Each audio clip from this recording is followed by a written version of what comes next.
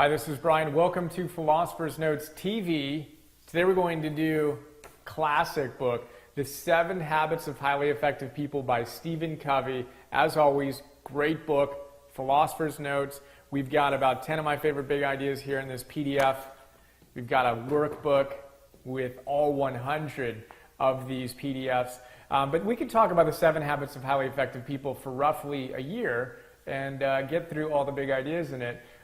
We've got 10 minutes, so we will jump in. I will say that this was one of the first books. It was actually probably the first self-development book I read way back in probably 1995 that totally inspired me to realize that I can develop my character and transform my life.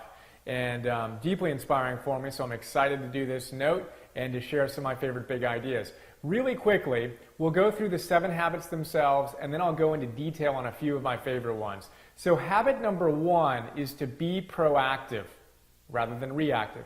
Habit number 2 is to begin with the end in mind. Habit number 3 is to put first things first. Habit number 4 is to think win-win. Habit number 5 is to seek first to understand, then to be understood. Habit number 6 is synergy. And habit number 7 is to sharpen the saw. Those are the 7 habits of highly effective people. And Stephen Covey is all about character development. He talks about in the book the fact that private victory precedes public victory. First, we must master ourselves. Then we can experience success in the outside world. Too often people look for the get-rich-quick stuff or the success principles that will catapult us into success. And he says, no. You've got to start with character development. You've got to start with who you are as a human being. And he looks at the classic wisdom over the last, hundreds and thousands of years that we can translate into our lives today. And that's what the 7 habits are all about. So habit number 1, be proactive. Essentially, this means be proactive. Be a creator of your reality, not a reactive victim to life's circumstances. Right? And he talks about Pavlov's dogs. And if you remember, they were conditioned such that a bell was rung whenever they ate, and they learned to salivate every time the stimulus of a sound of the bell was ringing. They would associate that with being fed, and they would salivate. Right? They were reactive. They were conditioned. Well, most of us are conditioned the same way. Someone cuts us off in traffic, we respond the same way all the time, with anger, with frustration, etc. Well, he says we need to be proactive. We need to be able to step in between stimulus and response and choose our response. And he talks about the fact that, and a lot of people talk about this, and there's a reason why this is habit number 1. Everyone talks about the importance of being proactive. He says we need to be responsible, which can be broken down into 2 words, response able. Able to choose our response versus simply reacting to the stimuli that come into our lives. So we want to be proactive. We want to be able to choose our response to any given situation. That's habit number 1. Question for you is, how in your life are you being reactive?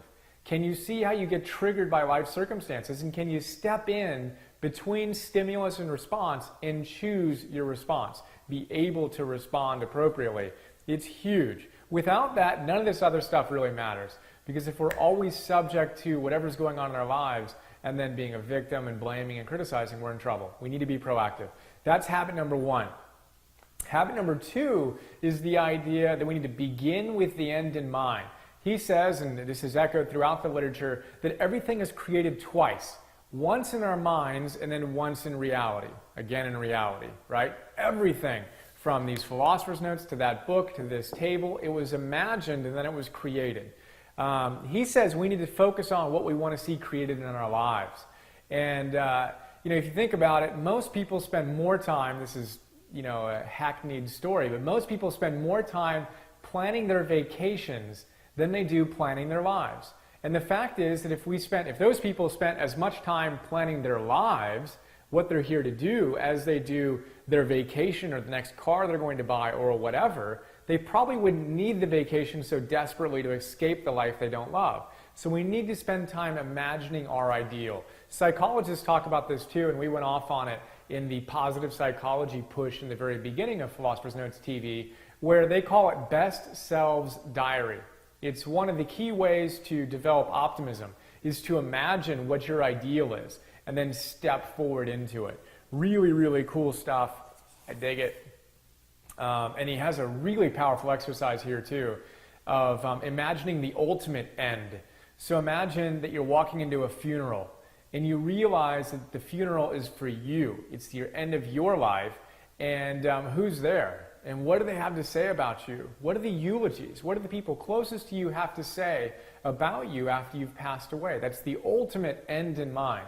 You may not like to imagine other people and all that kind of stuff. Imagine what you would have to say about yourself in that case. But go to the end and then imagine, who are you? What do people have to say about you? And then ask yourself, am I living consistent with that ideal now? Am I in integrity on that front? This is an exercise I used to do with my friends and some clients I had.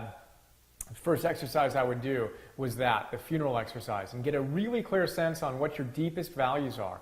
And if we say that it's important to us that we're compassionate and creative and giving ourselves to the world, but we wind up spending all of our time on the internet or watching TV or whatever it is, we need to get an integrity there and find how we can live our values consistently. If we want to be a loving parent or spouse, but we yell every time we come home from work, well, that doesn't work. We've got to take advantage of the opportunity to be in consistent moment to moment to moment.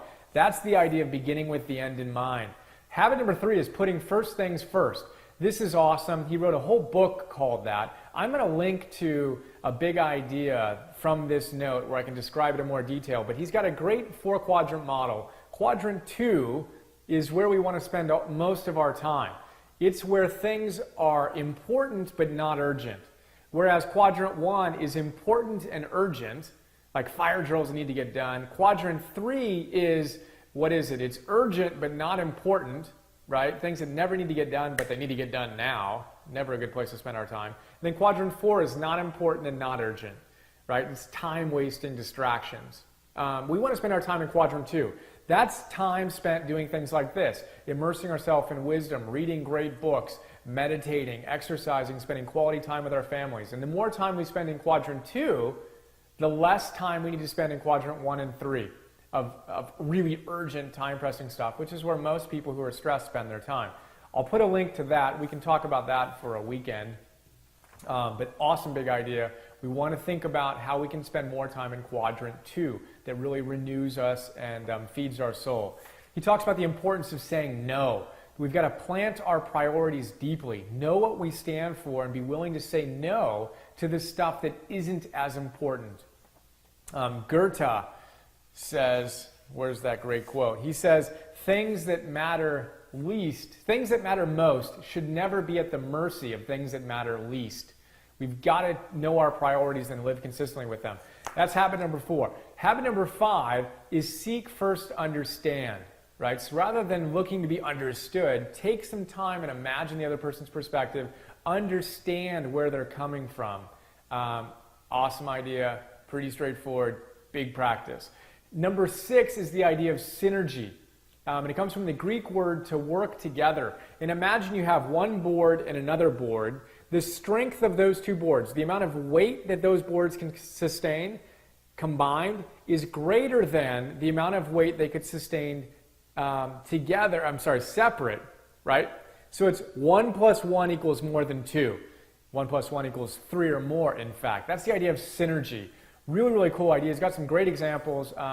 You can check out the note in the book about how nature works synergistically. That's habit number 6. Habit number 7, one of my favorites, sharpen the saw. He tells a great story of a guy who runs up and finds a guy in the forest who's sawing down a tree. And he's sawing.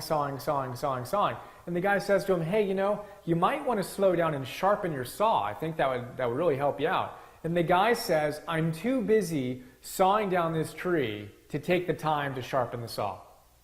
Right? Well, that's not going to work. It's kind of like saying, I'm driving too fast. I'm in too big of a hurry to stop for gas. At some point, the car is going to stop. You're going to burn out. We need to take the time to sharpen our saws, to renew ourselves. That's habit number 7. So that is a really, really quick look at the 7 habits of highly effective people. I hope you enjoyed it, and I hope you found one big idea that you can implement into your life starting today. If you want to share it below, please do. Have an awesome day. Share more soon. See ya.